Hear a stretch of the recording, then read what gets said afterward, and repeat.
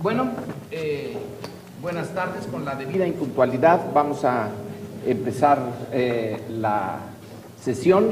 En esta ocasión vamos, como ya ustedes lo vieron en los anuncios, a tratar este tema bastante espinoso de las armas que vienen de los Estados Unidos para alimentar los carteles, armar a los carteles de la droga. En un momento bien interesante, Estados Unidos está ahora usando sus mejores armas para destruir, entre otras cosas, los arsenales del Estado Islámico allá en Irak y Siria, unas armas sofisticadísimas para acabar con otras armas que también son norteamericanas, con las que están acabando. Bueno, una pequeña contradicción. En el caso mexicano, con posibilidades mucho mayores y un tipo de armas mucho menor de las que están en juego ahora allá en el Medio Oriente, resulta que no se puede detener ese tráfico. Y aquí vamos a pedirle a los especialistas que ahonden en el tema específico de esta operación que se llevó a cabo hace no mucho, de Rápido y Furioso, en Estados Unidos, para dejar pasar armas a México y supuestamente rastrearlas, hacer un mapa de cómo, de dónde se adquirían, por dónde pasaban, quién las transfería en México y las redes de este tráfico de armas, que resultó que se perdieron.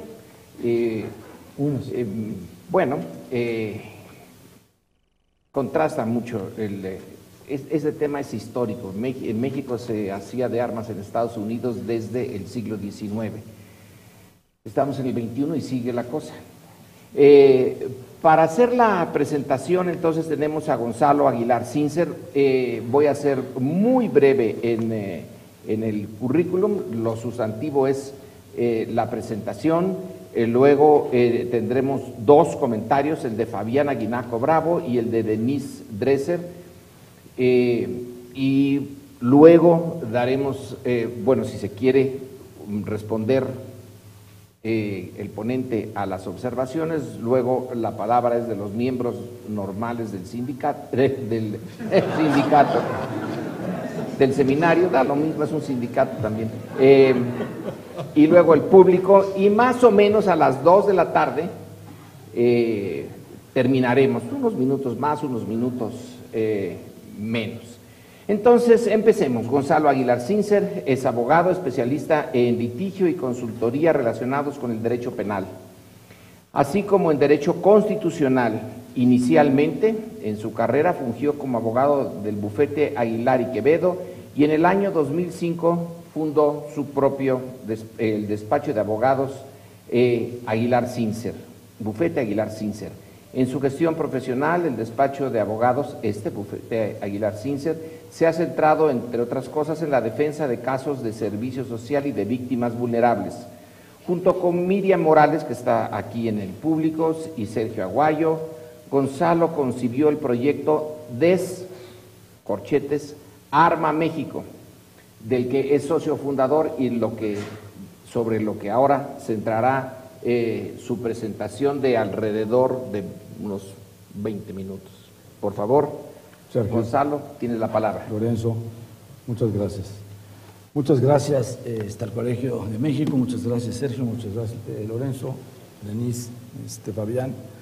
Este es un tema muy grave que apareció en México hace aproximadamente unos 4 años. El tema es una más de las condiciones de las relaciones entre los Estados Unidos y México, ahora en función de las circunstancias de los delitos cometidos en la República Mexicana y el crecimiento de las bandas del narcotráfico y las bandas de violencia. Los Estados Unidos instituyó en el año 2004 un programa de persecución de armas que eran compradas por las bandas de narcotráfico de México, con el propósito de saber la ubicación de estas bandas, las condiciones en que operan en el territorio mexicano y quiénes las forman. Es un hecho importantísimo, gravísimo, porque quiere decir que entonces la información que contenían o que tenían del gobierno mexicano no les era fiable, porque el gobierno mexicano tenía un mapeo de estos grupos y el crecimiento y la evolución. Con este proyecto, el gobierno de los Estados Unidos, a través de la ATF, la asociación que regula la operación de las armas de fuego y el tabaco en los Estados Unidos, decidió dejar en venta o permitir la compra de grupos de delincuencia en la frontera sur de los Estados Unidos de armas de alto calibre. Estamos hablando de rifles Barrett, de granadas, estamos hablando de rifles AK-47, y al permitir esta operación surgió un fenómeno grave y un fenómeno de repercusiones en México muy trascendentes. El primero es, en el aumento de las armas en los Estados Unidos, potencialmente se aumentó la delincuencia y la violencia en México. Eso quiere decir que las armas compradas en los Estados Unidos por estos grupos eran importadas ilegalmente a México, distribuidas en los grupos de violencia en el interior de la República, que operan en diferentes estados de la República Mexicana, y aumentaron su capacidad de respuesta rápidamente. Aumentaron su capacidad de fuerza, aumentaron su capacidad de desafío a la autoridad, llegando al grado de tomar el control de regiones amplias de la República Mexicana, como el estado de Tamaulipas. Prácticamente el estado de Tamaulipas estaba bajo el dominio de las bandas del narcotráfico y de grupos de violencia. Crecieron delitos no nada más de narcotráfico, sino crecieron delitos de extorsión, de robo con violencia, delitos de secuestro, que exponencialmente creció en los últimos años, dada la potencia y la fuerza de los grupos que estaban mejor armados. A la par, el gobierno mexicano, a partir de la administración del presidente Zedillo, tomó la decisión de sacar a las calles en operaciones al ejército y a la fuerza de la Armada. En inicio, el resultado fue muy bueno. Disminuyó la capacidad y la respuesta de las bandas y de los grupos de violencia. Se dieron detenciones muy significativas. Sin embargo, en el tiempo, y este es lo que relaciona este programa de Rápido y Furioso, que es el que motiva esta ponencia, crecieron estos grupos en violencia, en desafío y en capacidad de respuesta, violentando de tal manera al territorio mexicano que todo el ejército mexicano, la Armada, la Policía Federal, instituida a base de un presupuesto gigantesco, inédito en la historia de México, quiso crecer en 6 años en la administración de Felipe Calderón a una policía tímida federal, a una extraordinariamente grande, un cuerpo extraordinariamente poderoso de policía, y la violencia siguió creciendo.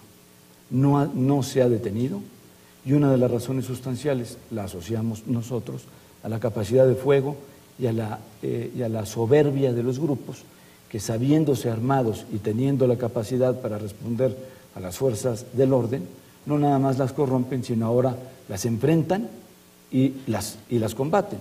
Las acciones militares de triunfo las conocemos muchísimo, se difunden constantemente como una política de difusión del Estado, pero las acciones militares de los grupos paralelos no las conocemos, no las difunde el Estado.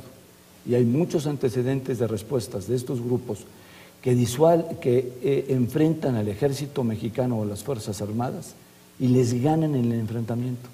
Hay manifestaciones de grupos de policía en México que revelan que los grupos concentrados en el norte del país, en los estados de Tamaulipas, en los estados de Sinaloa, en los estados de Chihuahua, cuando se concentran un número mayor, entre 13 y 20 malhechores, el ejército prefiere desviarse y disuadirlos un poco y tomarlos en otros terrenos, porque en el terreno donde los pueden tomar la capacidad de fuego de estos grupos hace que sea prácticamente imposible horadarlos, porque utilizan las mismas armas que el ejército tiene.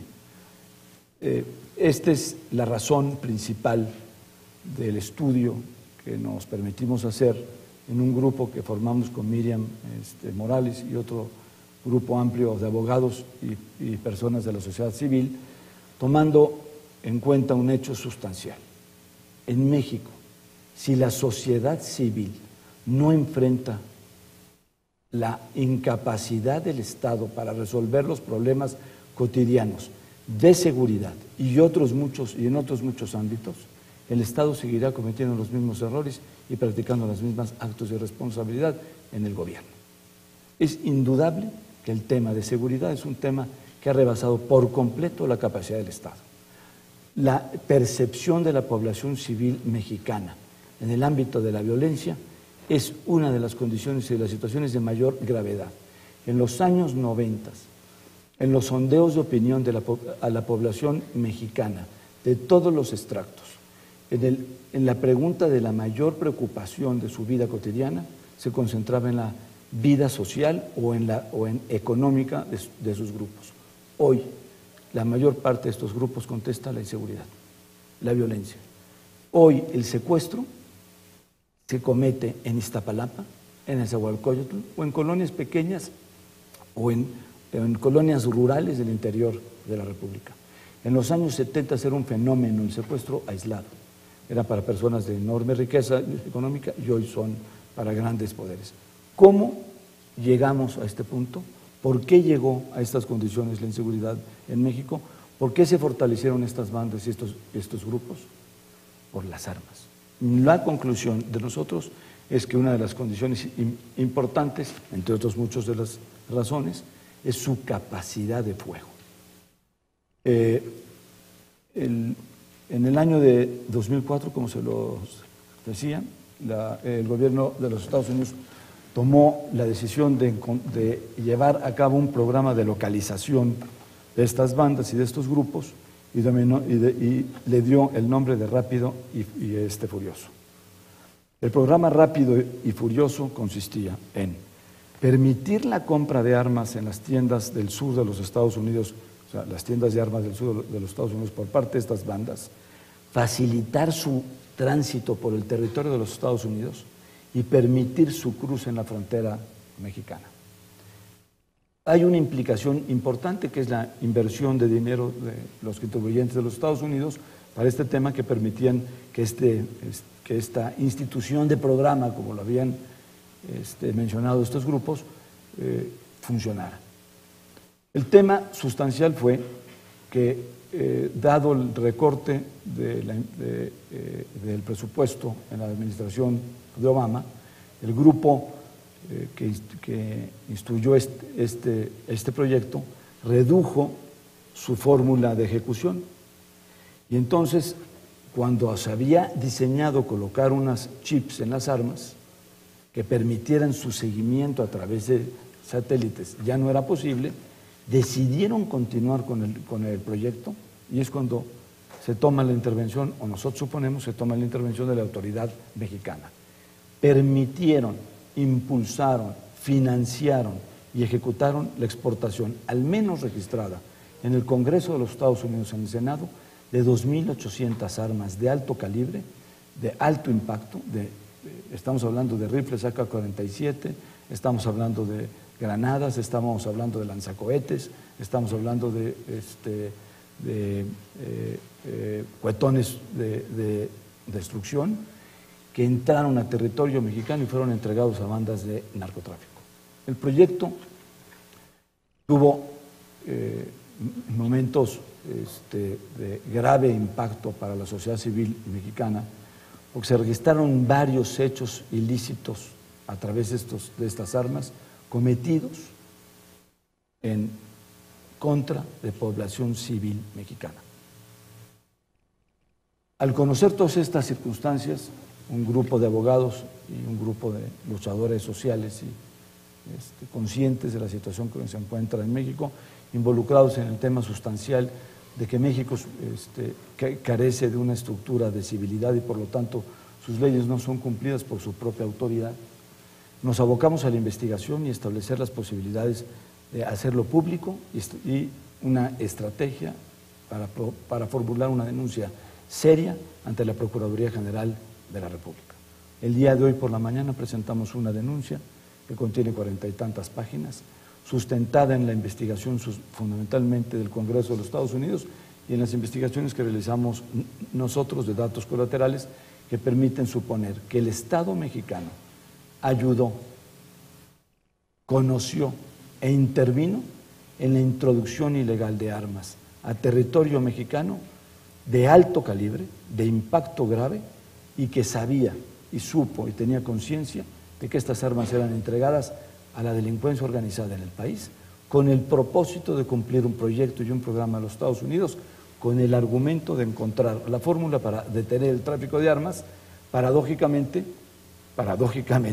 promoviendo la entrega de estas armas a estos fuertes grupos.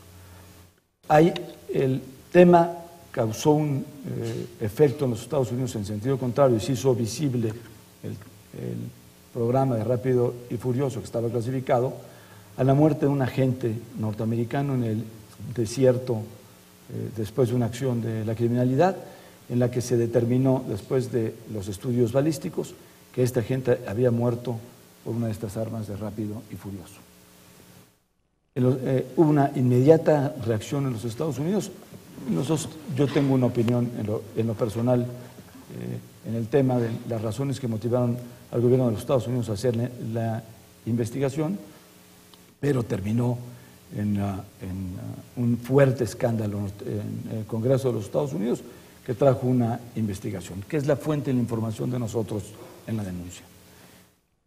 A partir del día de hoy, el desafío al que nos enfrentamos es ¿qué futuro tiene una denuncia de la sociedad civil como esta? ¿Qué respuesta le va a dar la autoridad mexicana de procuración de justicia a una denuncia de esta naturaleza?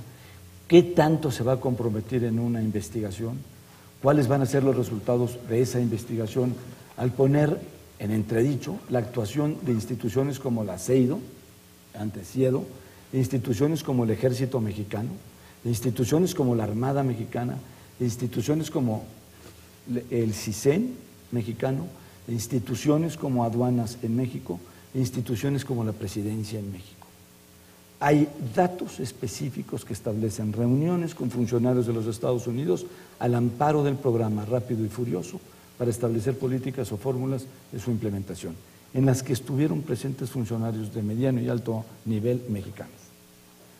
Tenemos la convicción de que la investigación revelará y servirá para abrir una de las muros y uno de los bloques más brutales y más colosales en que nos enfrentamos la sociedad civil en México, que es enfrentar al Estado en el cumplimiento de su obligación, no esperar que el Estado cumpla con su obligación, que la sociedad civil confronte al Estado con actos específicos y voluntades directas para que el Estado cumpla con esa condición. Y esta denuncia tiene este propósito.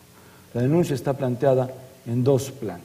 Una es un marco histórico de los hechos que sustenta la estructura con la aportación intelectual de una impecabilísima investigación de Miriam Morales, que da una clarificación perfecta del contexto del tema y una estructura jurídica que hemos hecho un grupo de abogados, sería por demás mencionarlos, están señalados en el cuerpo de la denuncia, con el propósito de estructurar jurídicamente, seriamente, con la estructura de un despacho de abogados, que está mal que lo diga, pero con influencia del foro suficiente y con el conocimiento y la experiencia suficiente en el foro del poder en México que permite utilizar esas fuerzas y debilidades para que el Estado se introduzca en este proyecto, lo asuma, no importa el costo que sea, y el resultado sea fundamental.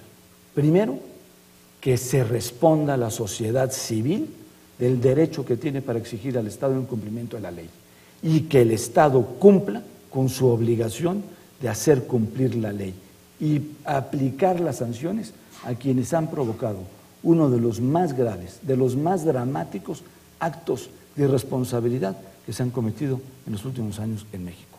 Permitir a la violencia armarse con armas de alto calibre, de gran capacidad de fuego, institucionalmente, en un proyecto de gobierno sin darle la menor oportunidad a la sociedad civil inerme de resistirse a esta condición y a este hecho. La sociedad tiene su obligación. La obligación es responder contra el Estado cuando el Estado es omiso. La sociedad tiene una condición: hacer que el Estado le cumpla a ella, a la sociedad. Y en esa medida, una denuncia en estas condiciones es el elemento más. Hemos probado, un grupo de abogados, entre ellos Fabián Aguinaco y su servidor, hemos probado que utilizando los instrumentos del Estado, que aprovechándose de las instituciones, sabiéndolas orientar y sustentando y fundando las condiciones de percepción, las condiciones jurídicas de presión, podemos lograr que el Estado responda. Hay casos específicos, la apertura de la introducción de los derechos humanos como condición fundamental, el reconocimiento del principio de convencionalidad como una ley fundamental en México que no existía, fue gracias al diseño de un proyecto jurídico que se hizo en el caso Castañeda, que terminó en la primera sentencia de la Corte Interamericana de Derechos Humanos, que condenó al Estado mexicano en violación a las garantías y derechos fundamentales de un ciudadano. Le decía a Lorenzo que nos hubiéramos arrepentido si hubiera llegado Castañeda a la presidencia de todo este proyecto, pero el riesgo valía la pena. El hecho era utilizar el vehículo y la influencia de Castañeda para que fuese el contexto de la batalla. Es una broma esta. Por primera vez se logró que una corte internacional condenara al Estado mexicano y lo hiciera cumplir con sus principios de convencionalidad. Más de 16 convenios internacionales respetando o haciéndose supuesto respetuoso de los derechos fundamentales y ni uno aplicado. Hoy las sentencias se aplican con un principio de derecho de garantías individuales y derechos fundamentales. Este proyecto de la denuncia lo que busca es que el Estado sepa que la sociedad civil lo puede enfrentar, que el Estado sepa que la sociedad civil tiene la capacidad para denunciar públicamente las muy graves decisiones, irresponsables decisiones, para que nunca más vuelva a pasar una cosa como estas, para que nunca más el Estado mexicano, en su afán de servirle al poder norteamericano, permita que en México maten a mexicanos solamente para saber cómo se mueven las bandas, quiénes son y qué capacidad tienen. Muchas gracias.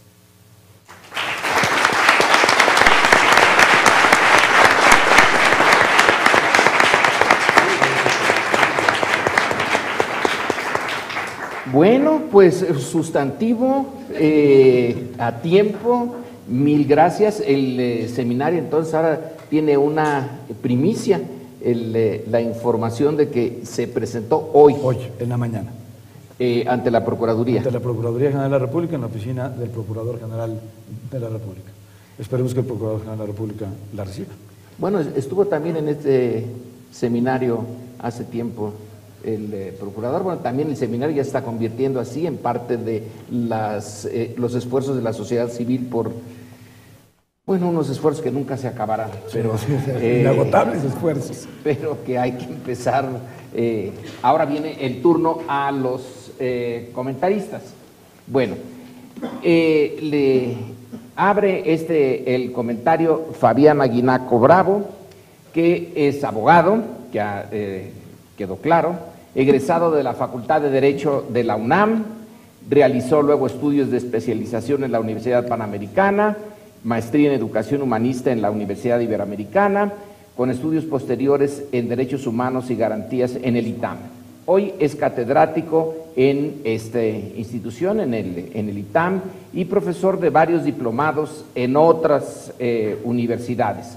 Socio del despacho Aguinaco Abogados, cuyo ejercicio profesional se dirige a problemas constitucionales y al manejo de juicios de amparo.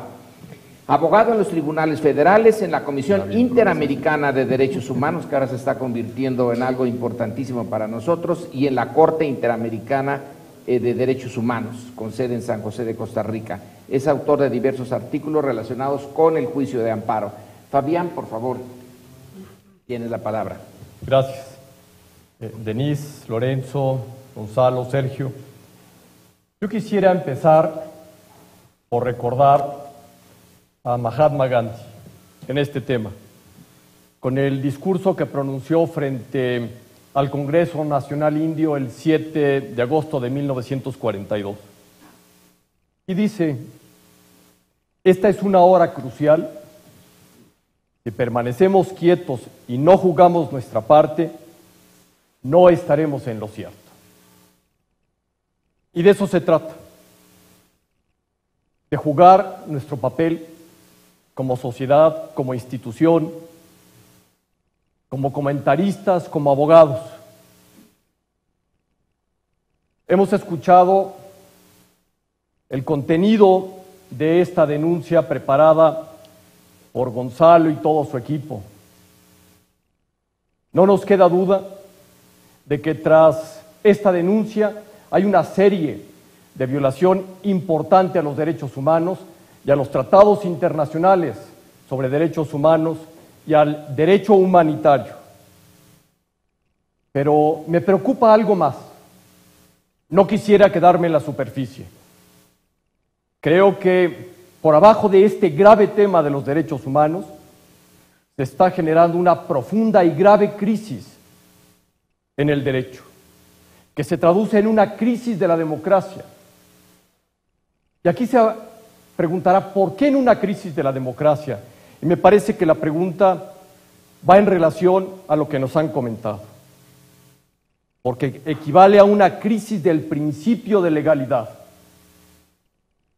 Principio de legalidad que reclama que las autoridades solo pueden hacer lo que la ley les autoriza. Solo pueden actuar con fundamento en la ley. No pueden ir más allá de las expresas determinaciones de nuestro marco constitucional. Y aquí tenemos una defensora importante del marco constitucional, a Denise. Cuando la autoridad, como en el caso que nos ha planteado Gonzalo, desborda el régimen constitucional, lo que está haciendo es actuar al margen de la ley, fracturando el principio de la legalidad y, en consecuencia, el marco democrático, que se enrostra a través del Estado de Derecho. Esto es realmente, a mi punto de vista, lo que subyace ante esta grave crisis que nos plantea Gonzalo y que se materializa a través de la acción de un grupo importante de abogados. Esta referencia de hechos que nos cuenta y pormenoriza Gonzalo exhiben la ineficacia del Estado, de los controles impuestos por el Estado y la irresponsabilidad del Estado al ejercer los poderes públicos. No es algo menor. No es solamente el desbordamiento de facultades que no tiene, sino fracturar el marco del Estado de Derecho. Y eso es lo preocupante. El enterarnos que el Estado ha actuado al margen de la ley y ha fracturado sus competencias constitucionales para crear otras de las cuales no goza. Y esto ha generado un debilitamiento del Estado de Derecho, la quiebra de sus funciones y el límite que la Constitución le impone. Un límite que debe ser observado a partir de la primavera del 2011. Un límite que es diferente a lo ocurrido en años anteriores. Se ha modificado el régimen constitucional a partir de junio de 2011 para crear un marco totalmente novedoso. Un marco que se refiere a los derechos humanos como el gozne en torno al cual debe girar todo el Estado de Derecho. Un Estado que obliga al Estado, pero que también obliga a ustedes. Me obliga a mí y obliga a todas las personas para actuar conforme a los derechos humanos, actuando para proteger, para vigilar, para exigir que se cumplan los derechos humanos. Y de eso se trata. El grupo organizado por Gonzalo, con todos los abogados que han venido actuando, están cumpliendo con ese marco constitucional. están exigiendo la vigencia de los derechos humanos.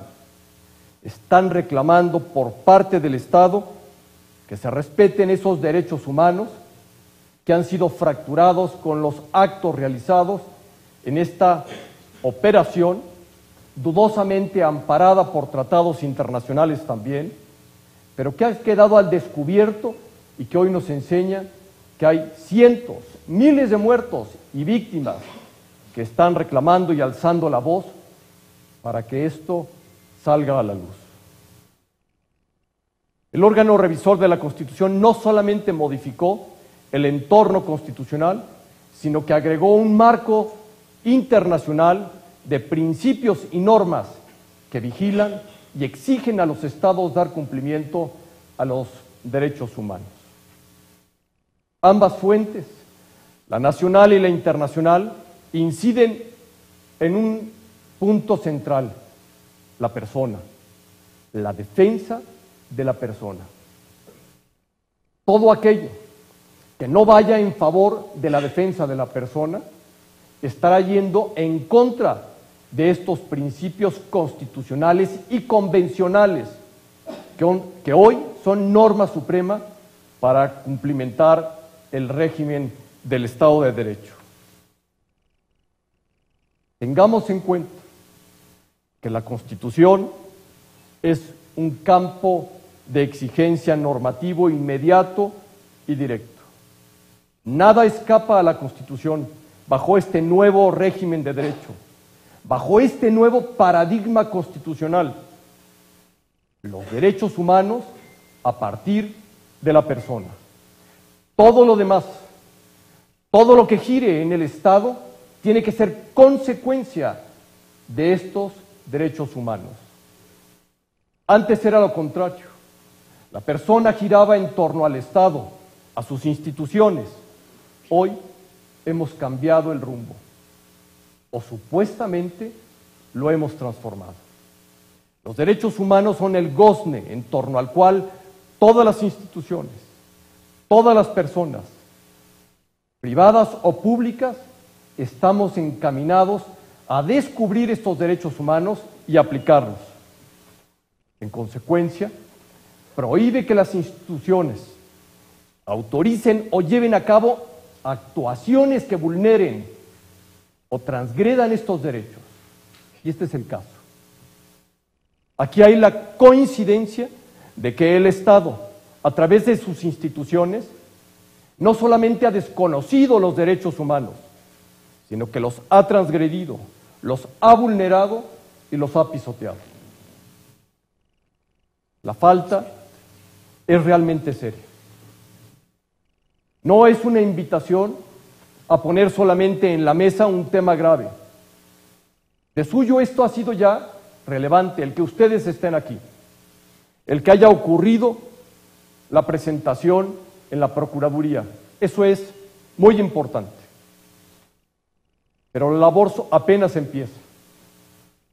Poner en la mesa de la discusión los derechos humanos nuevamente y poner el tráfico ilegal de las armas en conocimiento de la sociedad.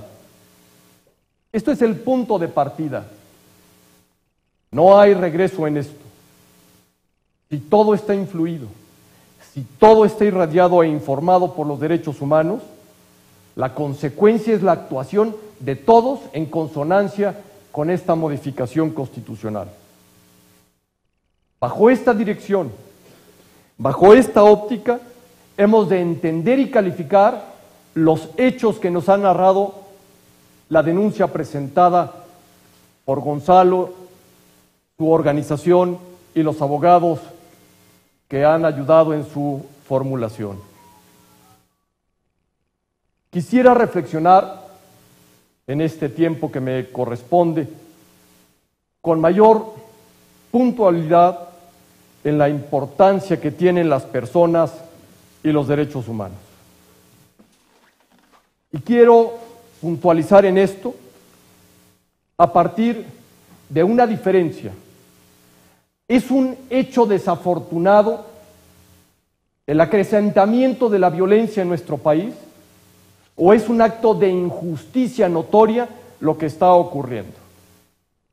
porque dependiendo de la respuesta que demos, tendremos que actuar como obligados constitucionalmente a proteger los derechos humanos.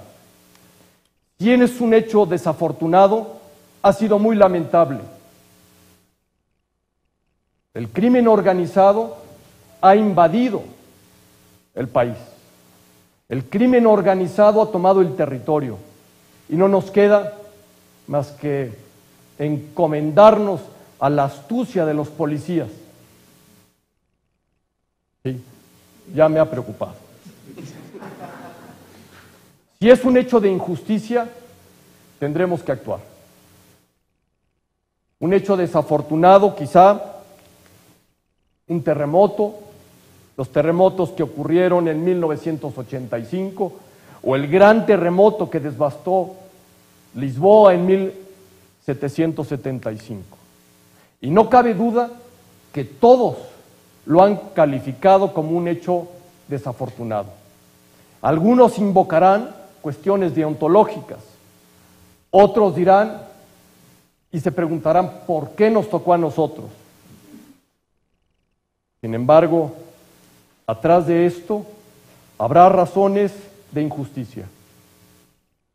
Habrá razones de injusticia al espigar los temas que se dejaron pendientes, al no haber establecido el Estado reglas más rigurosas para controlar las construcciones, para acudir con prontitud cuando estos hechos se dan, para trasladar a los heridos inmediatamente. Esos son hechos de injusticia que pudieron haberse obviado. Aquí, cuando se nos habla de hechos tan graves como los presentados por la denuncia, por los cometidos por el Estado, estaríamos diciendo que no es un tema desafortunado, es un tema de injusticia, porque el Estado debió de haber previsto que su actuación iba a ocasionar una mayor violencia, iba a traer aparejado la violencia, no solamente entre las bandas que están incrustadas en la nación, sino en aquellos que están siendo desplazados, en las víctimas, en aquellos que están siendo obligados a tomar un arma para defenderse o para salvar la vida al participar en estos hechos violentos. No han sido hechos desafortunados, sino hechos de injusticia. Y si partimos de que es un hecho de injusticia, habrá que reclamar entonces que esto debe tener una sanción. Habrá que afirmar que constitucionalmente hoy hay el camino, y ese camino hoy se ha iniciado. Un camino que requiere la formalidad de una denuncia, un camino que requiere llegar a sus últimas consecuencias, un camino que requiere que se atienda a las víctimas, un camino que requiere reconocer la violación de derechos humanos. Esto parece muy claro, parece indudable que ahí está el punto central, pero no es así. Falta un camino más amplio por recorrer en estos breves minutos que quisiera tomar. El camino es averiguar hasta dónde llega la justicia y dónde está la injusticia. Porque todos, me parece que quedaremos en claro que la justicia es cumplir lo que la ley nos manda. Y la injusticia es apartarnos de ese cumplimiento.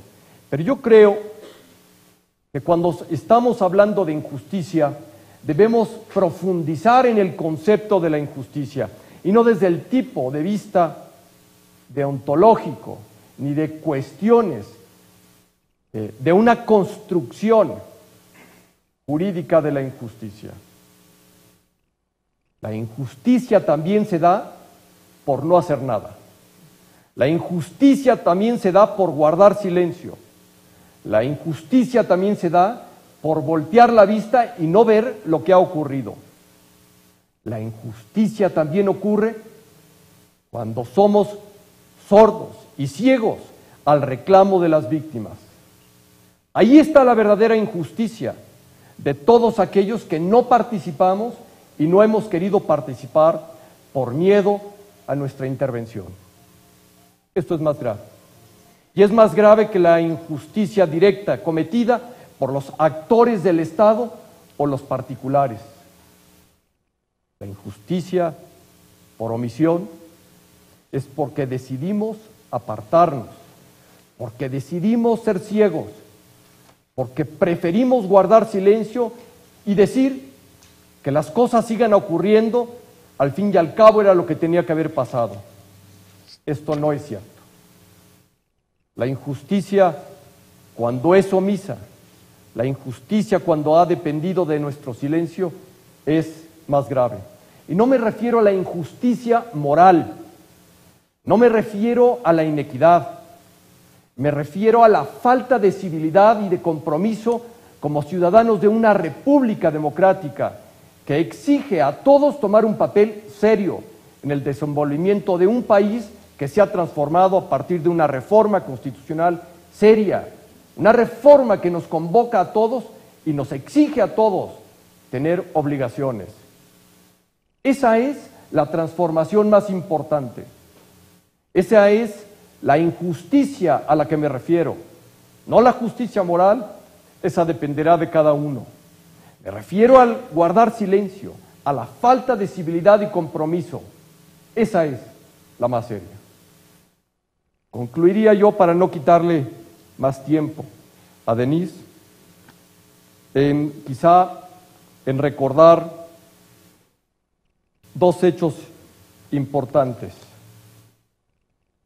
Recordar a un escritor, historiador inglés que señalaba, al escuchar graves problemas, Tony Judd, ya fallecido, y al someter al análisis los problemas decía, algo va mal. Ciertamente hoy en día, si tomamos en cuenta estas palabras, algo no ha caminado bien en nuestra sociedad y concretamente en las instituciones del Estado. En un Estado no de derecho, sino al margen del derecho.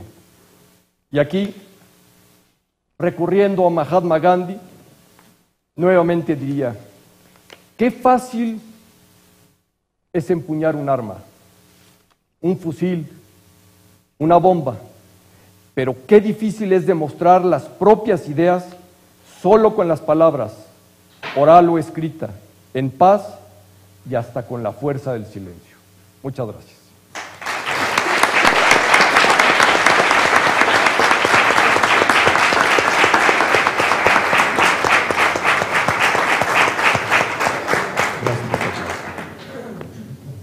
Gracias a Javier Aguinar.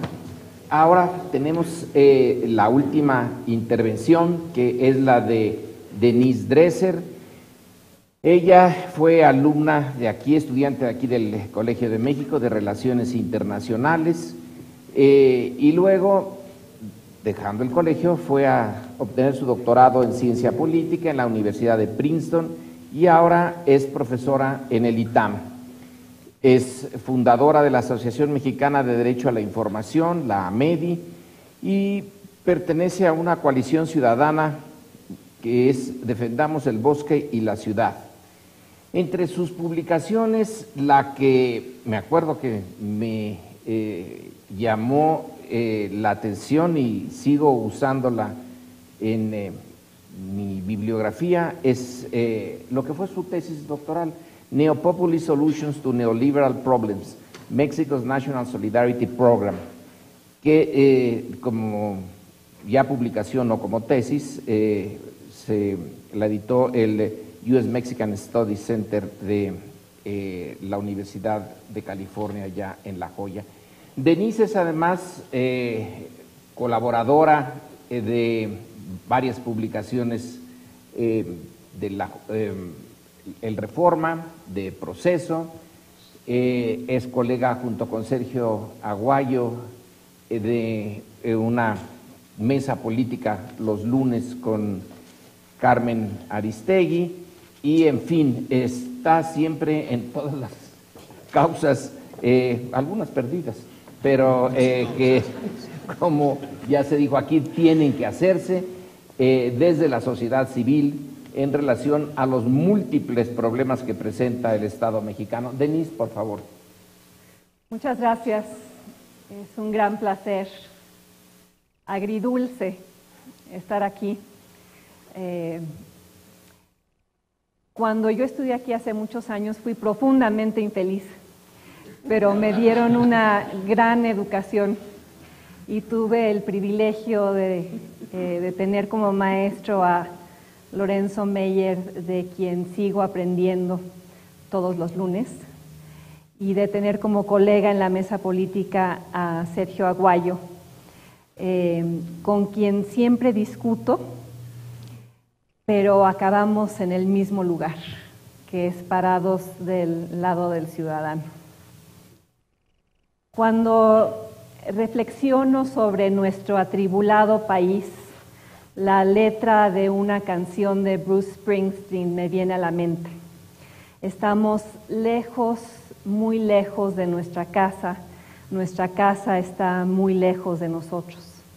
Y así se siente vivir en México en estos tiempos turbulentos, lejos de la normalidad democrática, lejos del Estado de Derecho, lejos de la casa y cerca de todo aquello que la pone en peligro, siempre ansiosos, sospechosos hasta de nuestra propia sombra, invadidos por el temor legítimo de caminar en la calle después del atardecer, sacar dinero de un cajero electrónico, subirnos a un taxi, ser parados por un policía corrupto, recibir la llamada de un secuestrador diciendo que se ha llevado a tu hijo, perder a ese hijo, enterrar a una hija. Nuestro hogar se ha vuelto un lugar en el que demasiadas personas mueren, asesinadas por un narcotraficante, asaltadas por un ladrón, padeciendo el disparo de un policía mal entrenado, estrangulados por el miembro de una banda criminal.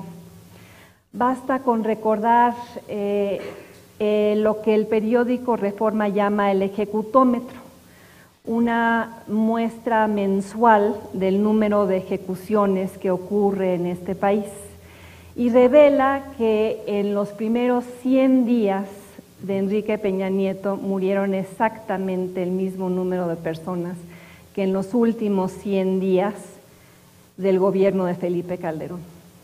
Los números sobre la criminalidad en México son entre los más altos del hemisferio occidental y, de acuerdo con una encuesta reciente de Latinobarómetro, más de 40% de los mexicanos dice que ellos o algún miembro de su familia han sido víctimas de la violencia.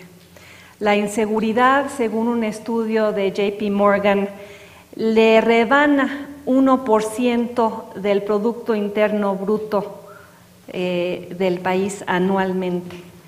El nuevo milagro mexicano no ha llegado a las carreteras de Michoacán o a las calles de Acapulco, porque la violencia y la inseguridad persisten, aunque la conversación haya cambiado y ahora solo hablemos de las reformas. La impunidad continúa, aunque nadie en este gobierno quiera hablar sobre ella. Y la realidad es que el partido que otra vez nos vuelve a gobernar, después de 71 años de gobierno autoritario, dejó tras de sí, ese partido, el PRI, un legado tóxico. Durante los 80s el narcotráfico floreció en este país como resultado de la protección política. Narcotraficantes infiltraron al gobierno mexicano, frecuentemente ayudados por la Policía Federal, Judicial Federal, así como por gobernadores y presidentes municipales, y la estructura política que el PRI creó proveyó un cascarón para el crimen organizado que logró crecer no a pesar del gobierno, sino gracias a que ese gobierno esquivó la mirada. Y después de la transición electoral a la democracia electoral en el año 2000, ¿qué descubrió Acción Nacional? Pues un Estado precario, pero hizo poco para confrontar el problema. Años de inacción bajo Vicente Fox dejaron a muchas instituciones infiltradas, cientos de policías muertos, jueces asesinados, decenas de periodistas desaparecidos. Durante el gobierno de Vicente Fox, México se volvió un país más violento que Colombia. Y llevamos los últimos 2 sexenios tratando de recuperar ese terreno perdido y restablecer la autoridad del gobierno mexicano. Pero lidiar con este problema más amplio y más atrincherado de lo que el gobierno había contemplado originalmente no ha sido fácil debido a una paradoja muy dolorosa.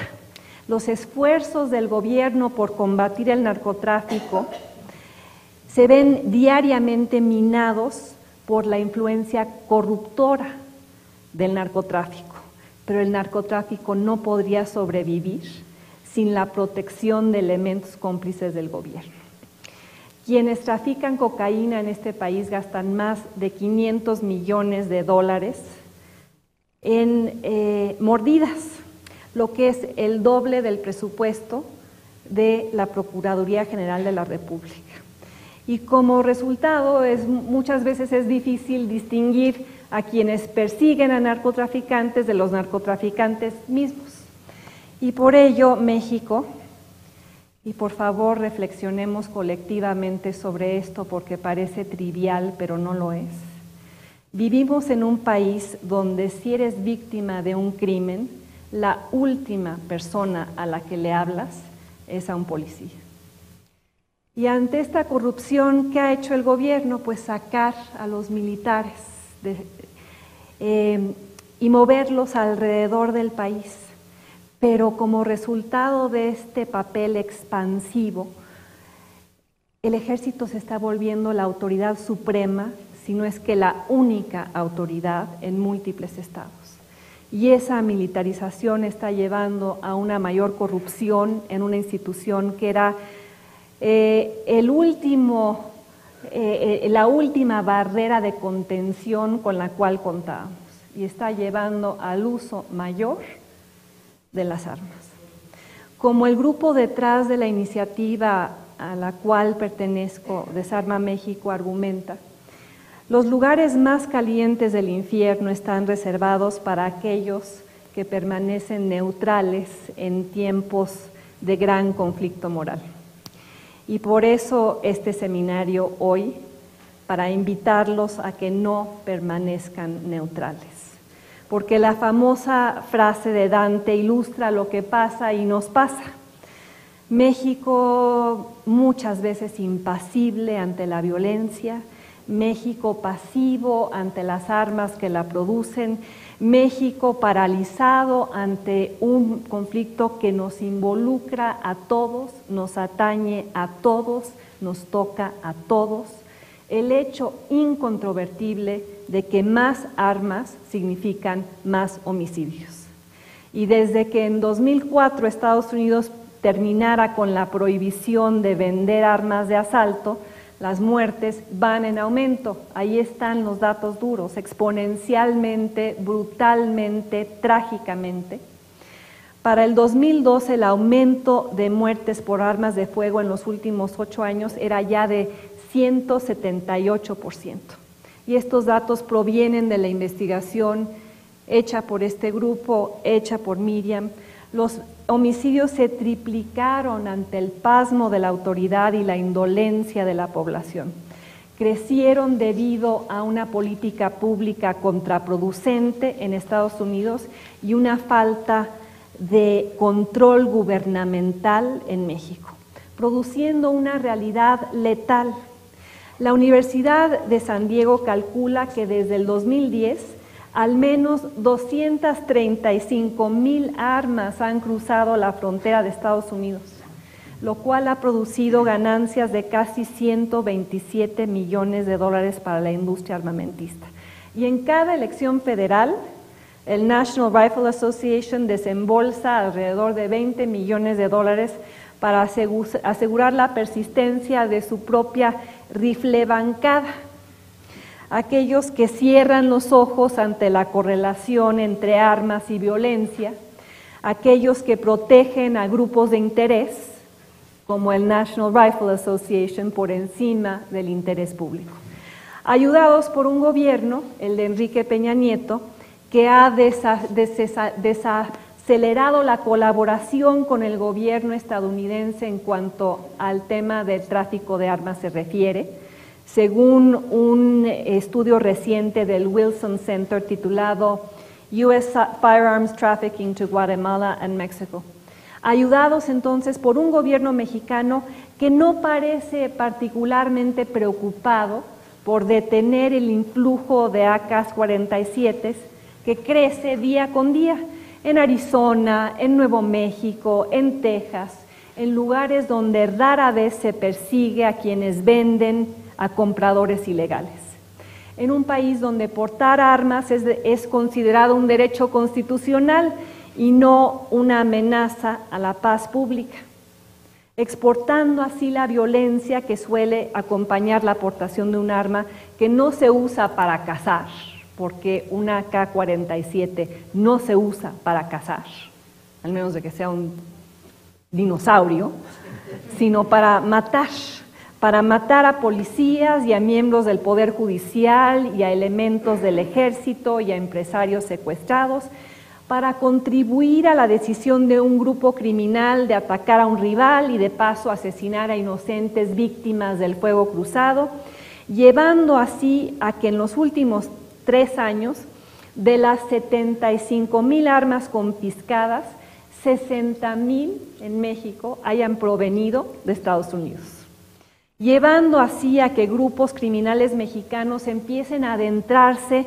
en una esfera típicamente habitada por terroristas, guerrilleros o paramilitares, llevando así un escenario sin precedentes en el cual están muriendo los directores de agencias federales, así como políticos de alto nivel, periodistas y el público en general, así como en Zapalpa, Sinaloa, donde 60 narcotraficantes asesinaron a los pobladores y destruyeron el pueblo, como en Ciudad Juárez, donde más de 60,000 personas han salido huyendo de lo que fuera su casa.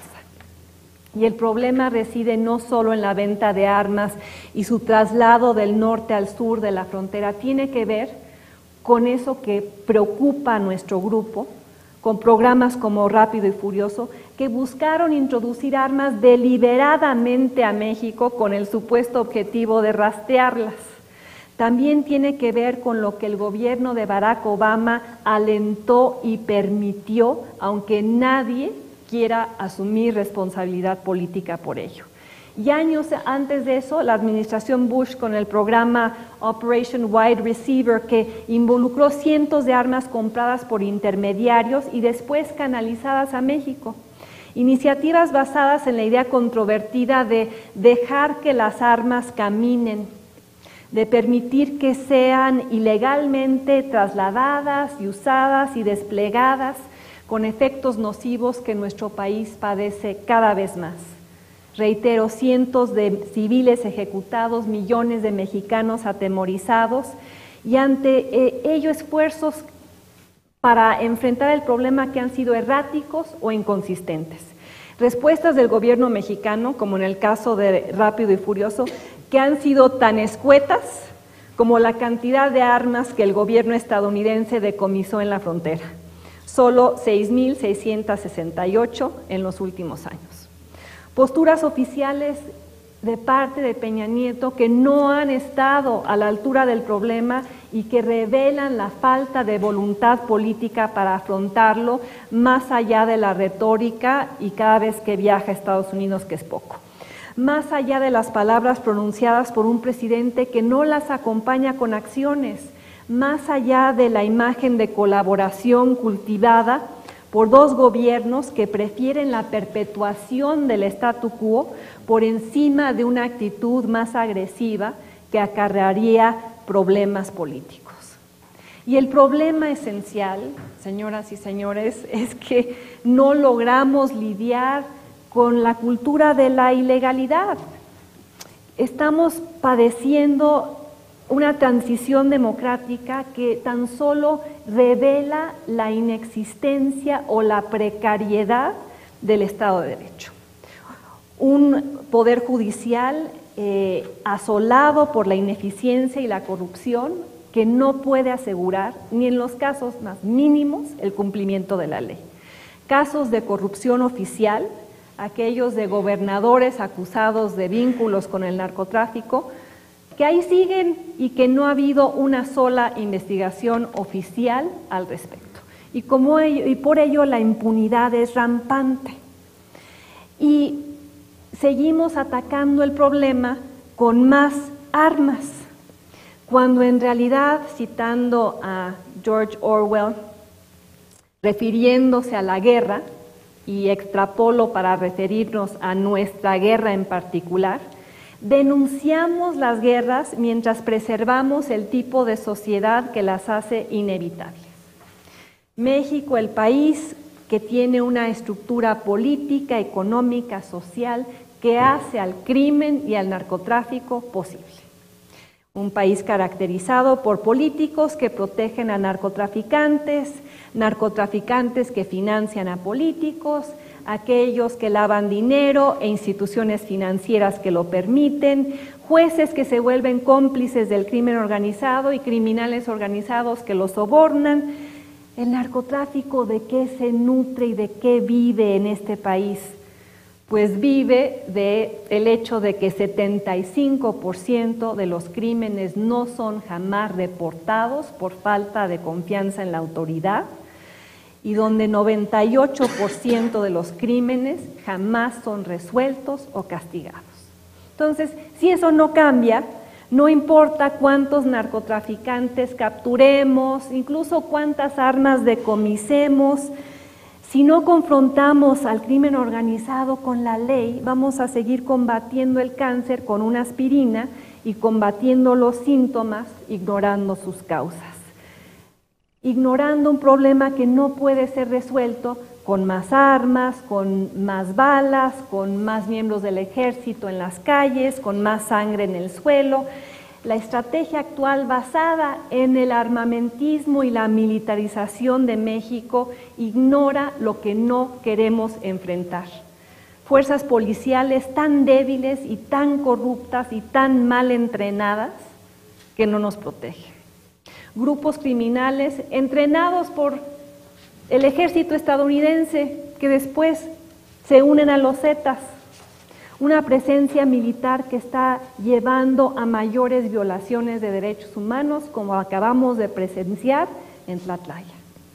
Una estructura económica oligopolizada, concentrada, que inhibe el crecimiento y la movilidad social para tantos, obligando a más de 500,000 personas, y estos son cifras conservadoras, a participar en el transporte o la siembra de marihuana. Y todo esto por la realidad que no enfrentamos, la existencia de una subclase permanente de 50 millones de mexicanos, 20 millones de los cuales viven con menos de 20 pesos al día y para los cuales pues el narco se vuelve la única salida para la pobreza. Y el narco y el crimen sobreviven gracias a estos patrones históricos recalcitrantes que no confrontamos.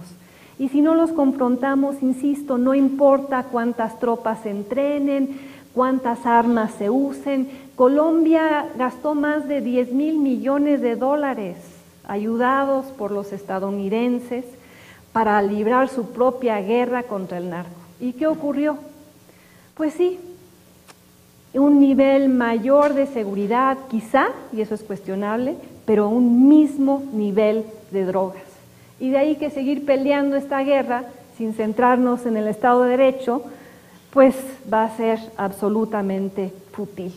Y mientras tanto, como nuestro grupo reporta, pues los narcotraficantes mexicanos se siguen beneficiando de las 2,000 armas que cruzan la frontera anualmente. Y ante esto, ¿cuáles son los visos de esperanza que les puedo compartir? Pues que un grupo de congresistas estadounidenses sigue enviando cartas a Barack Obama insistiendo en que instale de nuevo la prohibición de armas de alto alcance. Y en este contexto nace Desarma México, esta iniciativa plural, independiente, que busca sumar voces, vincular esfuerzos, crear conciencias, motivar acciones para reducir las balas y aumentar la atención sobre su impacto, dimensionar el dilema humano que juegan las armas de fuego. Y es cierto que las armas no son el único factor detrás de la violencia que presenciamos y padecemos. Ahí está, como lo he dicho, y con esto termino, la debilidad institucional, la impunidad, el efecto contraproducente de estos operativos que hemos mencionado, pero la importancia de las armas, como insiste Desarma México, no puede ni debe desestimarse. Tanto la industria armamentista feroz como el crimen organizado letal viven del silencio y la indiferencia, y por ello el imperativo moral de romper con ambos y denunciar que en el infierno mexicano no hay muchos tridentes, pero sí muchos AK-47. Y pretender que con las armas vamos a ganar esta guerra es como pretender que podemos impedir un huracán o un terremoto. Por cada narcotraficante aprehendido, por cada arma confiscada, surgirá otro. Como dice el detective McNulty en la última escena de esta famosa serie que tanto le gustaba a Barack Obama en la televisión estadounidense, The Wire, cuando contempla la futilidad de la guerra contra las drogas en su ciudad devastada, Baltimore, y la contempla con una mezcla de amor y tristeza y dice, es lo que es. Y su desesperanza es compartida por muchos mexicanos hoy, cuando pagamos un precio muy alto por nuestra inhabilidad para construir un país próspero, dinámico, de leyes, en el cual sus ciudadanos no tienen que recurrir a la cocaína, a la marihuana o a las armas para sobrevivir.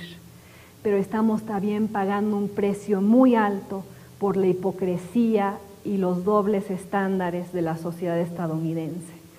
Y quizá por eso es que somos tantos millones de mexicanos que, como yo, hoy sienten que estamos muy lejos de nuestra casa. Gracias.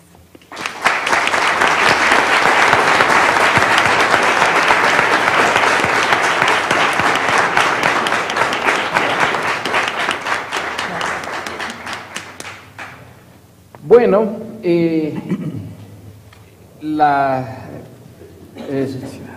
los dos comentarios, la presentación, me llevan a preguntar a Gonzalo, si quieres hacer Claro, por supuesto. tú un comentario ahorita. O luego contestamos preguntas o como tú quieras. a Sergio. Tenemos tiempo. Y ya luego abrimos y tenemos aquí preguntas del público. Perfecto. Me llama a la reflexión lo que Denise y Fabián nos expusieron, especialmente esta parte en la que Denise denuncia, como lo ha hecho en los últimos años de su vida o a lo largo de su carrera como politóloga, de exponer con claridad y a veces con recriminación de sus compañeros intelectuales, de la cruda objetividad de las cifras y de los hechos. Una de las razones principales de esta anquilosante sociedad y de esta imposibilidad de México de cursar del estado en que nos encontramos a una condición menor está en institucionalizar la simulación como una forma de vida. cuando en el informe presidencial cada presidente nos expone la situación del país, cada vez me pregunto, ¿y dónde están los problemas?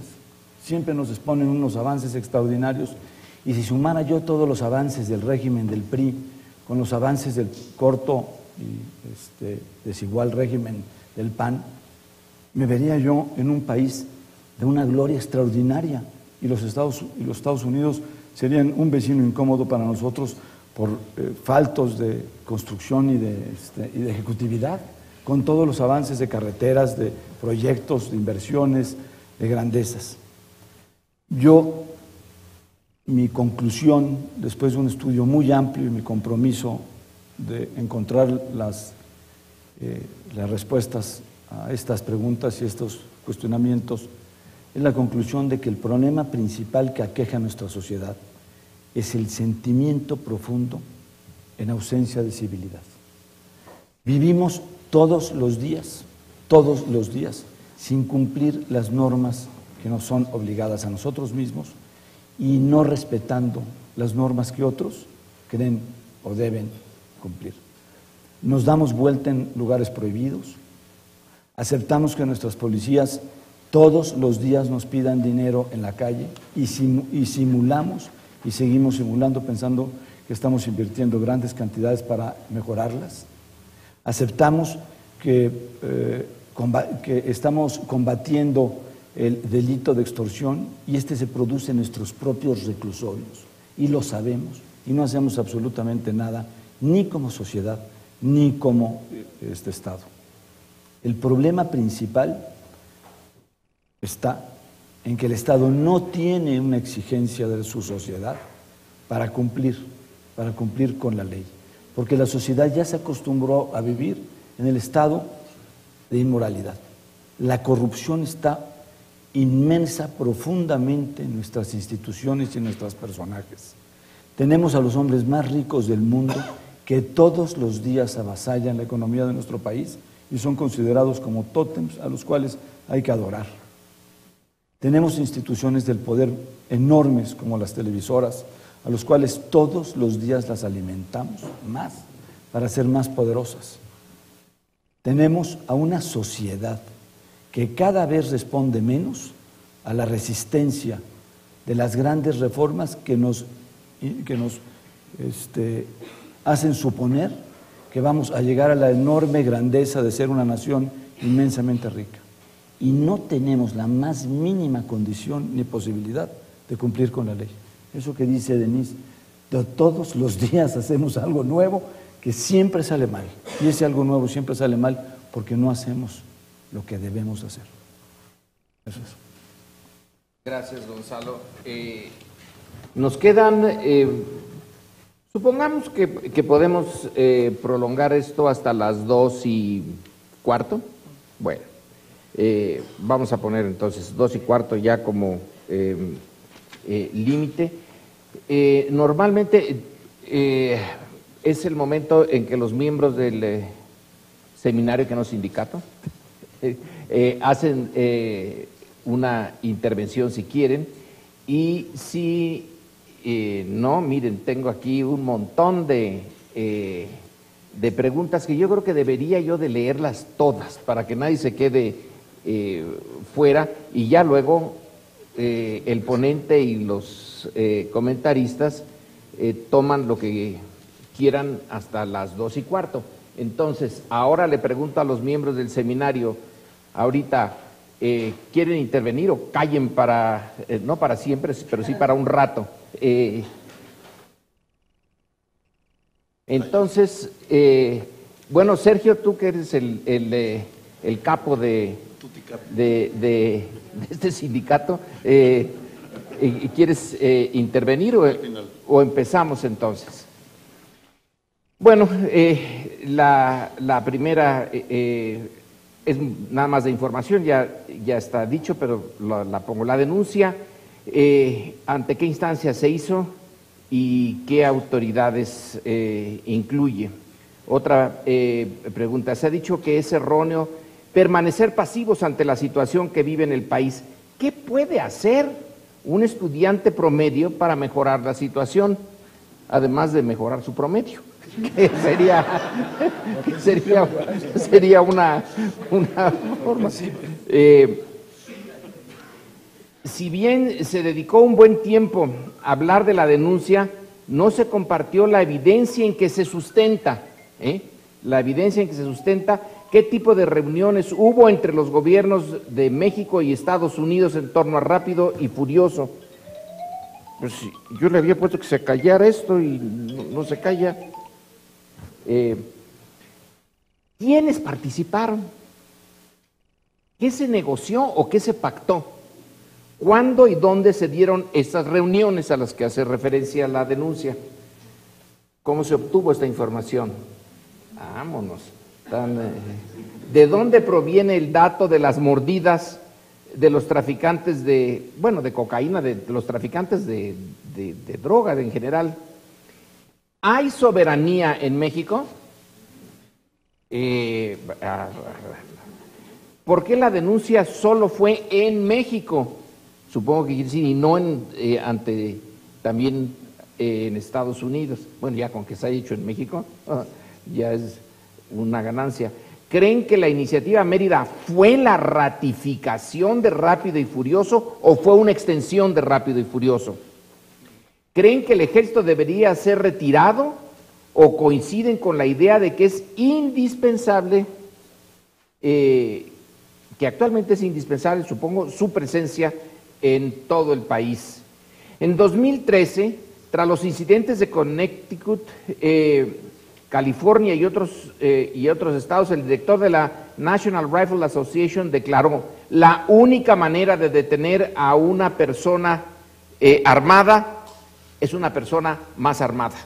¿Es la solución preparar y armar mejor al ejército, a la población, permitirle tener armas? ¿En qué se acertó y en qué se erró en la gendarmería, en la creación de la Gendarmería Nacional? Esta es para Denise Dresser directamente.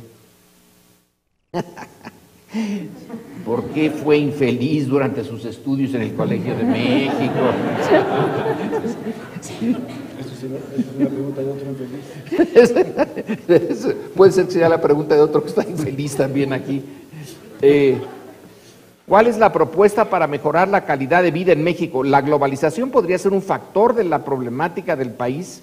¿Qué futuro nos espera con los problemas actuales? Violencia, corrupción, desintegración familiar. ¿Cómo podemos contribuir para tener un país más fuerte en el sentido jurídico? Dice, ¿por qué hasta ahora? ¿Por qué no una denuncia civil en los Estados Unidos?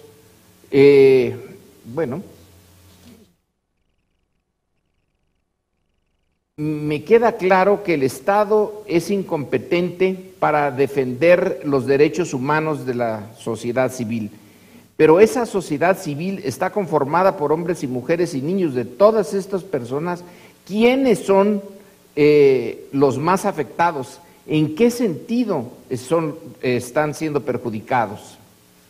La sociedad civil se enfrenta a la capacidad financiera y armamentista del crimen organizado y a su vez en ocasiones a una violencia de Estado. La ley Bala en Morelos, Tlatlaya.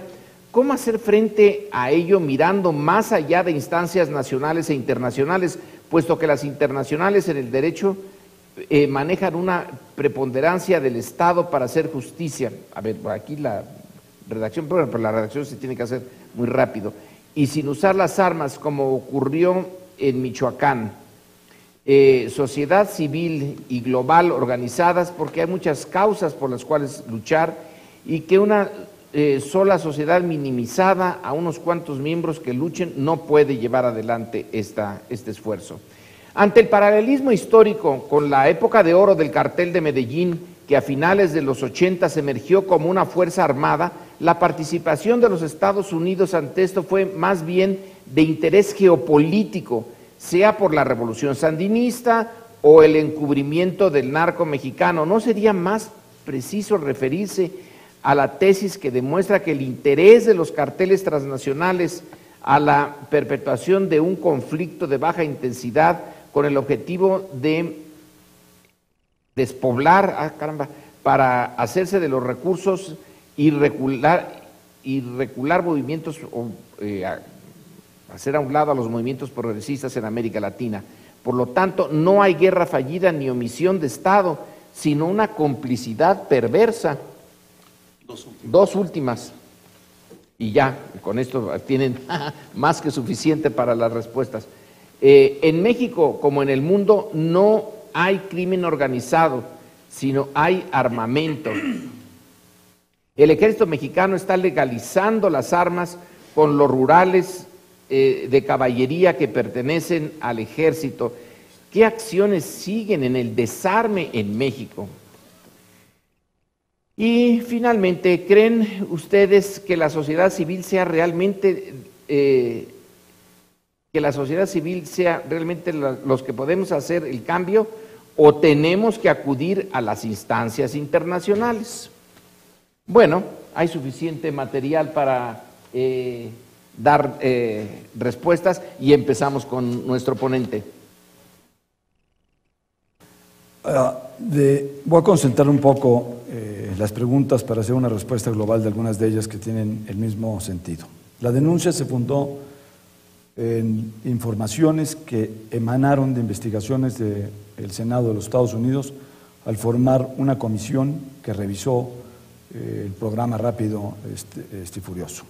Fundamentalmente, estas se basan en comparecencias y documentos que fueron proporcionados por el Departamento de Justicia de los Estados Unidos a esta subcomisión y a esta comisión, con el fin de esclarecer, uno, si se usaron recursos del gobierno de los Estados Unidos para este programa, lo cual se estableció como real, si en este programa intervenían funcionarios de alto nivel de los Estados Unidos, que de inicio hizo una acepción que me parece extraordinariamente puntual, es que se sigue repitiendo, se sigue negando la intervención en hechos como estos de la propia administración Obama, y sin embargo hay documentos que constan en esta investigación del Senado de los Estados Unidos en que el procurador de los Estados Unidos manifiesta expresamente que se están instruyendo programas nuevos, novedosos, agresivos, para establecer la identidad de las bandas que traían o importan estas armas ilícitamente. El tema sustancial de prueba de la presentación de la denuncia es en la forma en que las denuncias en el sistema judicial mexicano se presentan. Son a base de hipótesis, suposiciones objetivas, muchas de ellas, aparentes otras de ellas, en las que la autoridad tiene la obligación de investigar.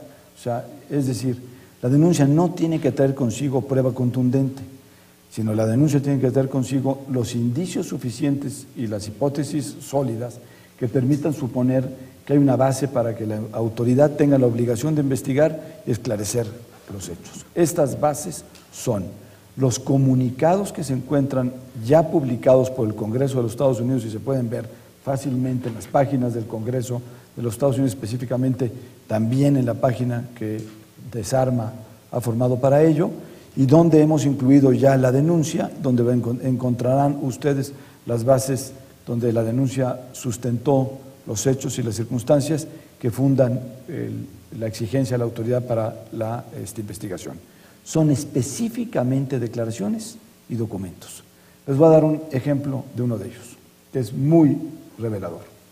Un funcionario de alto nivel de la ATF le envía un comunicado a un superior en el sur de la frontera de los Estados Unidos, informándole que se procedió a la introducción a México de un número de armas y que los agentes PAR en México perdieron el convoy. O sea, hay una comunicación de un funcionario de los Estados Unidos que se encuentra ya en investigaciones hechas por el Congreso de los Estados Unidos, por el Senado de los Estados Unidos, en que revela, le entregamos las armas, las cruzamos en la frontera con los narcotraficantes y estaban encargados las autoridades mexicanas de seguirlos y a pocos kilómetros los perdieron. Se les perdieron las armas a su par mexicano. Eso implica que los mexicanos conocían que iban a entrar las armas. Eso implica que el Estado mexicano sabía de la introducción de armas ilegales a México. Esas son base de pruebas en algún sentido, y hay muchas similares y otras más contundentes. ¿Cómo encontrar la verdad histórica, que es lo que se llama en términos jurídicos? Es obligación de la autoridad. La nuestra, como sociedad y como denunciantes, es poner en conocimiento a la autoridad y pedirle que investigue.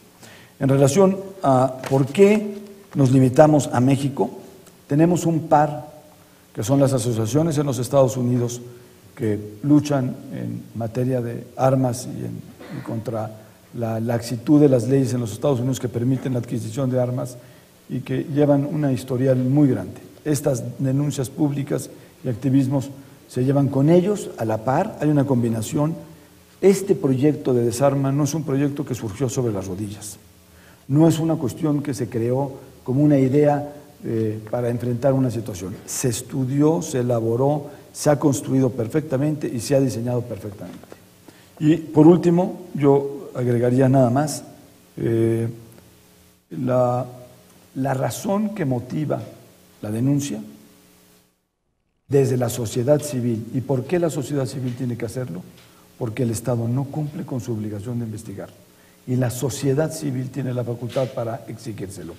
Y si el Estado aprende a responderle a la sociedad civil, cuando la sociedad civil utiliza los instrumentos adecuados de exigencia y provoca suficientemente a la autoridad para que cumple con su obligación, la sociedad civil estará cumpliendo con la suya. Pues, una petición, sea Gonzalo, a Fabián como abogados.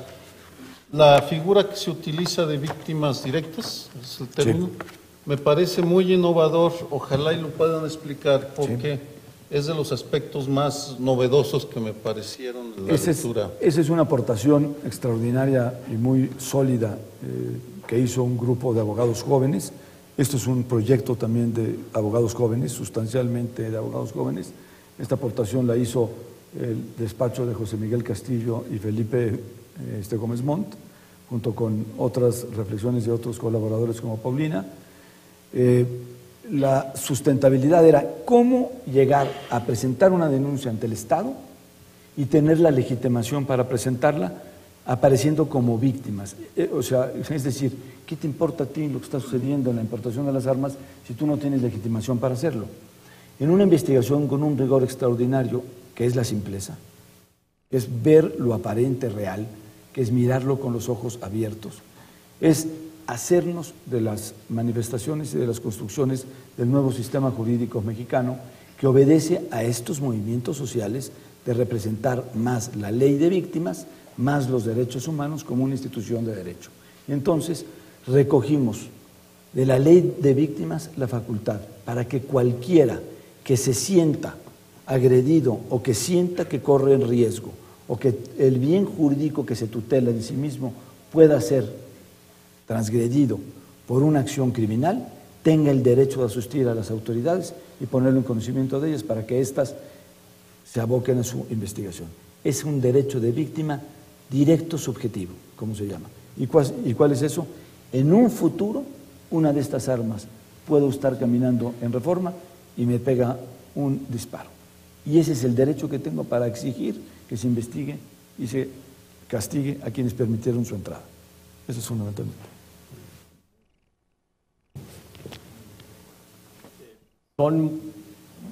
Hay un variopinto de preguntas. Yo solamente quisiera abordar un número muy reducido de ellas. Primero señalaría que estamos acostumbrados a ver el régimen constitucional como si fuéramos los recipiendarios de vivir en una república democrática. Cuando hoy somos obligados solidarios a generar las condiciones para exigir que los cambios se estén dando. Tenemos obligaciones como parte de una república democrática constitucional con justicia. No es un Estado más de derecho, es un Estado constitucional con justicia en la que nos obligamos todos a construir un país diferente. Esto no es un tema simplemente por mencionarlo. No es una cuestión dogmática, es una construcción a partir de las reformas del 2011. Dice la Constitución, todos, y en ese todos nos incluye a ustedes y a mí. Así que, cuando se pregunta ¿qué puedo hacer?, es que ya se está reconociendo que debo hacer algo. Y dentro de lo que dijo Lorenzo es, bueno, sí, elevar el promedio. El estudiante promedio. Del estudiante promedio. Pero hay más. Su asistencia ya revela que ustedes están cumpliendo con esa obligación. Una obligación que no solamente es asistir a clase, una obligación que tiene que ver con un derecho humano fundamental: conocer la verdad y conservar la memoria. Ahí está parte fundamental de lo que no quisiéramos saber. Saber la verdad y conservar la memoria como forma de evitar la repetición de los actos lesivos que han ocurrido en nuestro país. Un saber materializado mediante la verdad y un deber de recordar. Eso es parte de lo que hay que hacer. Y creo que en la sociedad civil recae la obligación del cambio del Estado. Ningún derecho de los que tenemos hoy ha sido por un beneficio gratuito que el Estado nos haya concedido. Si hubo la reforma constitucional del 2011, es porque la sociedad arrebató estos derechos al Estado, porque la sociedad exigió estos cambios. Y parte de esto es lo que ya había mencionado Gonzalo: el ejercicio de un grupo de abogados, en el caso Castañeda, que lo llevamos hasta la Corte Internacional y que por primera vez se condena al Estado mexicano a escuchar derechos humanos y a repararlos. Si no hubiera sido por este caso, la sociedad hubiera permanecido callada, hubiera sido nuevamente injusta por su silencio. Pero gracias en parte a este caso, no por Jorge, que puede despertar simpatía o antipatía, sino por el ejercicio de la sociedad para generar un cambio. Ahí se dio y ahí se consiguió. La sociedad, todos, debemos estar involucrados en este cambio. Y nos pedía Sergio que explicáramos, y ya lo hizo Gonzalo. Pero hoy pudiéramos complementarlo con la reforma constitucional que les da a todos ustedes, como me lo da a mí, el interés legítimo para actuar en toda la República cuando consideremos que algo está ocurriendo y que lesiona los derechos humanos. Hoy pudiéramos estar actuando desde esta universidad, desde las trincheras de los tribunales, por combatir el derrame ocurrido y que ha contaminado los ríos en Sonora. Hoy pudiéramos hacerlo y sería lo mismo. ¿Por qué defender a través de una denuncia lo que no me ha ocurrido? Mi casa no fue contaminada. Mi tierra, mi domicilio, como decía Denise, no fue contaminado. Pero Denise nos habla de la casa de todos, del país. Y Sonora, Sinaloa es el país, es la casa de todos. Pues con ese interés legítimo, hoy podemos estar actuando. Hoy podemos abrir la puerta de los tribunales y obtener una sentencia favorable para que se repare, para que se reconstruya el derecho lesionado. Y eso es parte de lo que hoy están ustedes obligados a realizar. Un Estado constitucional con justicia se construye con la aportación de todos, no de un número de abogados limitado que tiene pues la suficiencia en conocimientos para abordar temas novedosos. El resultado tendrá que venir por todos ustedes, porque ustedes en su domicilio, en sus casas, desde la trinchera de la universidad o de los tribunales, están obligados a tomar parte de este Estado constitucional con justicia, que es un paradigma nuevo en un Estado que debemos todos construir. Gracias. Gracias. Denise. Yo creo que muchos de nosotros vimos la llegada de Barack Obama a la Casa Blanca con una gran ilusión y hemos padecido la desilusión en muchos ámbitos. Y uno de ellos tiene que ver con específicamente del control de armas. Porque yo recuerdo hace unos años cuando Hillary Clinton era la secretaria de Estado, vino a México y se organizó una pequeña cena con mujeres mexicanas a la cual fui invitada. Y recuerdo haberle preguntado de manera muy explícita, porque ella además venía con este discurso de la corresponsabilidad y que finalmente Estados Unidos iba a asumir lo que le tocaba en esta guerra, un discurso mucho más colaboracionista que sus predecesores. Y si recuerdan, eso despertó un gran entusiasmo, fue recibida de manera muy calurosa y muy amable por los medios, por la opinión pública en general, pero en esa cena yo le pregunté explícitamente si el gobierno de Barack Obama usaría un ápice de su capital político en el Congreso para resucitar la prohibición de las armas de alto calibre, y respondió de manera muy franca que no lo iban a hacer, que era una batalla perdida, que no tenían los votos en el Congreso y básicamente que ni modo. Entonces, creo que en esta historia que venimos contando, yo me centré en la parte mexicana, pero hay otro componente de esta historia que es la abdicación del gobierno estadounidense de su responsabilidad en lo que tiene que ver con el tráfico de armas y la permisividad con la cual se manejan y se venden esas armas en estados como Nuevo México, Texas, Arizona, etc. La cifra de las mordidas proviene de alguno de los textos que están en la página. No sé exactamente en cuál, pero yo de ahí la tomé. Con respecto a si el ejército debe ser retirado de las calles, creo que esa pregunta está indisolublemente atada al futuro de la policía en México.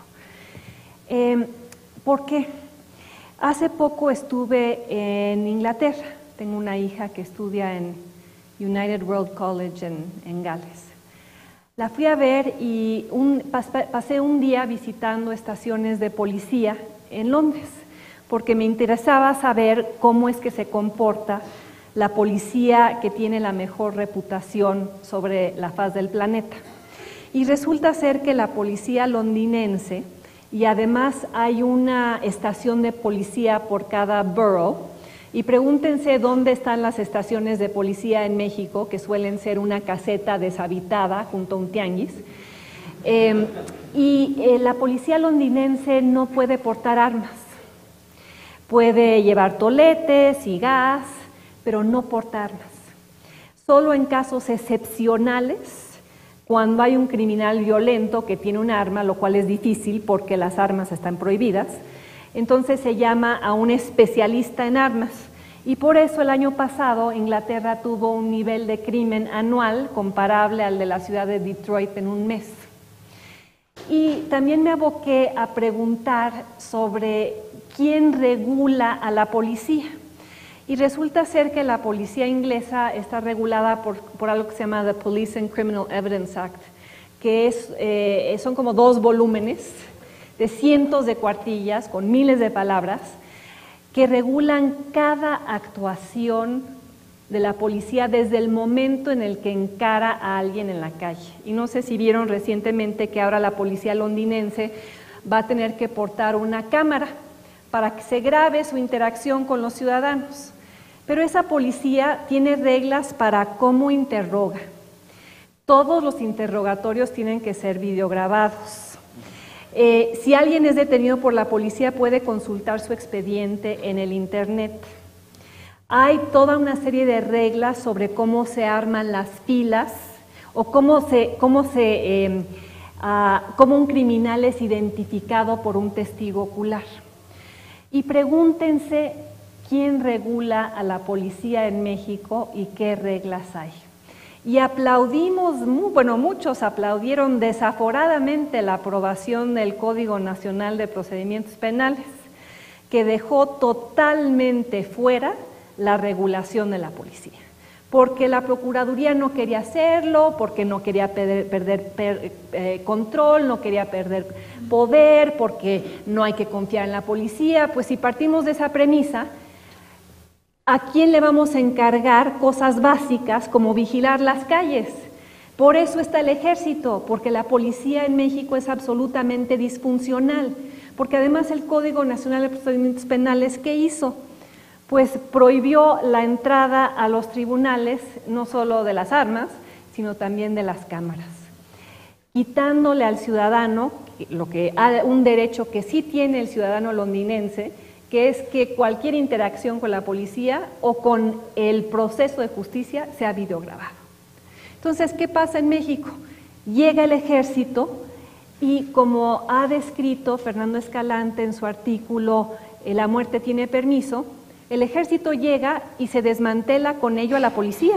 Y la policía corrupta, infiltrada, pues más o menos mantenía el orden público. Pero cuando desaparece la policía y llega el ejército, ¿quién se encarga de cosas tan sencillas como la alienación de una casa o el robo de un automóvil? Pues como ya nadie se encarga de eso, porque el ejército no está entrenado para ello ni puede, pues se encargan los caballeros templarios y la tuta y todos aquellos que venden protección. Entonces el ejército va a seguir en las calles hasta que no entrenemos a nuestras policías. Y eso hoy no forma parte del debate nacional, porque aplaudimos el Código Nacional de Procedimientos Penales sin darnos cuenta de que tenía un hoyo gigantesco y enorme que va a hacer que tengamos mejores juicios. Pero antes de llegar al juicio vamos a seguir con las mismas políticas de la fabricación de presuntos culpables. ¿Por qué fui infeliz?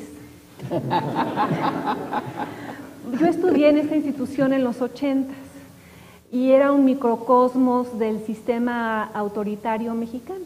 Era un lugar machista, era un lugar jerárquico, era un lugar hostil, era un lugar agreste.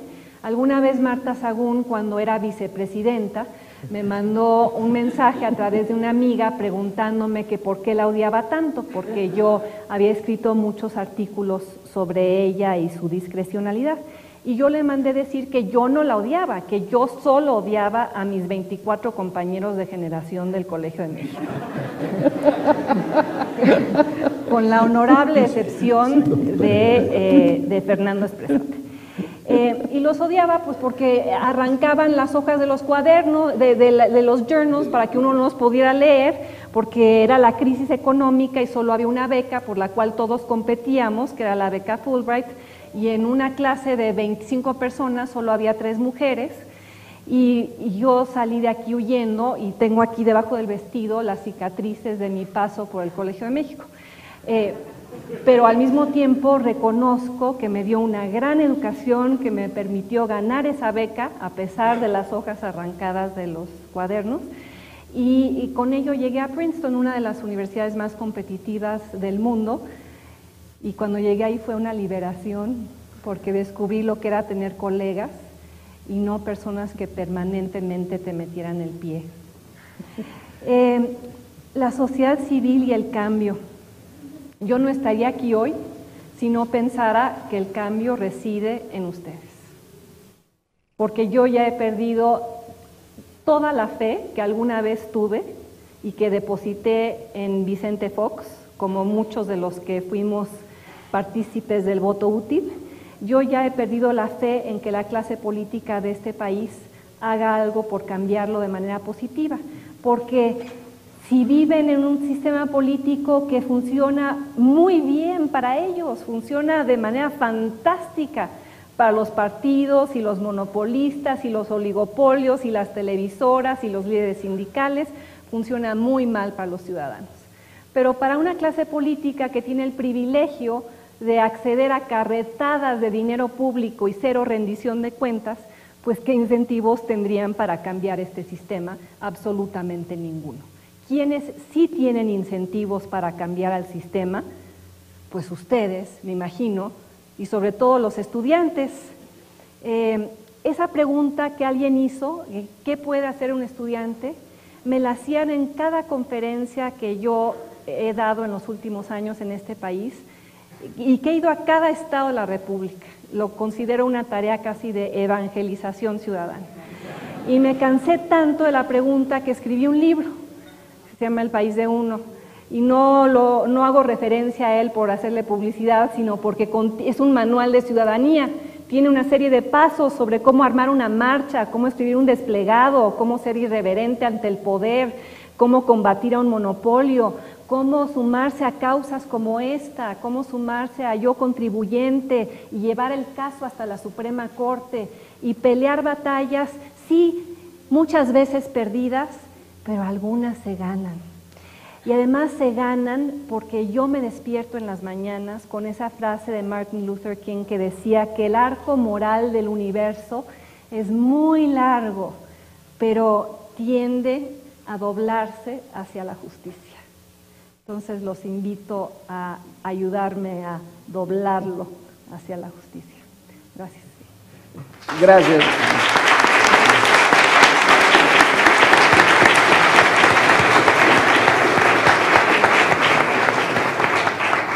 Bueno, en teoría son las 2 y sería ya tiempo de pararle, pero recuerdo que llegamos a las 12:10, o sea que llegamos 10 minutos tarde.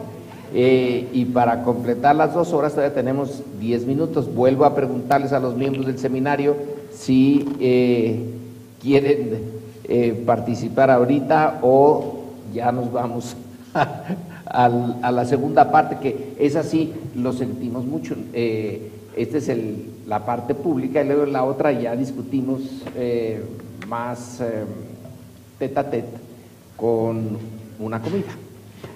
Pero pues no hay un comedor tan grande para invitarlos a todos. Entonces, Sí, no, pero al final no es comentario. bueno, No, al final no es comentario. bueno, pues como no hay más comentarios, entonces te toca a ti, Sergio. Bien, agradecer a todos ustedes la presencia una vez más en este seminario sobre violencia que pues quienes han asistido durante el año y meses que llevamos habrán observado que ha habido de todo, todas las voces se han escuchado, de Javier Sicilia al Procurador General de la República. Hoy tuvimos el privilegio de escuchar un par de abogados y una internacionalista y politóloga analizar uno de los muchos ángulos que tiene la violencia en nuestro país. Les agradezco a los tres, por supuesto, fascinante el ejercicio, fascinante lo que se viene con esta demanda que ya está a su disposición en la página de Desarma México, www.desarmamexico.org, presidido por Miriam Morales.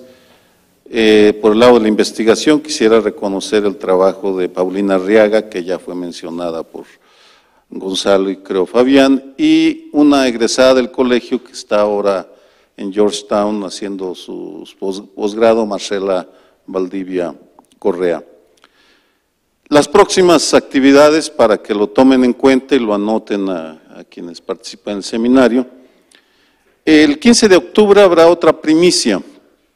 Ese día yo seré el ponente porque presentamos una encuesta extraordinariamente ambiciosa, realizada en 11 municipios y una delegación del Distrito Federal, sobre la cultura de la violencia, en otras palabras, ¿qué lleva a la sociedad a apoyar al crimen organizado? ¿Qué factores culturales? Son 7,200 encuestas las que se sintetizarán espero que tengamos el tiempo. El 28 de octubre, una investigadora, una colega integrante del seminario, Elena Azaola, del CIESAS, presentará una investigación muy grande que hizo sobre jóvenes y niños en situación de violencia en el país. que me parece es un ángulo que tenemos que tomar en cuenta. Y cerramos el año, el 2 de diciembre, con la presencia de Freedom House, Mariclera Acosta, su directora en México. Esperamos que pueda venir Catalina Botero, la que para entonces ya será ex relatora de libertad de expresión. Esa sesión será sobre libertad de expresión, el informe del 2014, con un énfasis en México. ¿Cómo andamos con el tema de los periodistas? El 2015, ya les puedo anunciar que es el 15 de enero, vendrá el director de CONACYT, Enrique Cabrero, para hablar sobre la investigación en ciencia social, la investigación en general y la violencia. ¿Qué está haciendo CONACYT? ¿Qué se podría hacer para cubrir los huecos que tenemos en el conocimiento? Hay otros personajes o temas en la elaboración del programa, pero pues creo que sí se está cumpliendo el pronóstico que hicimos cuando empezó el seminario, que tenemos para una década o más de reuniones mensuales. Muchas gracias.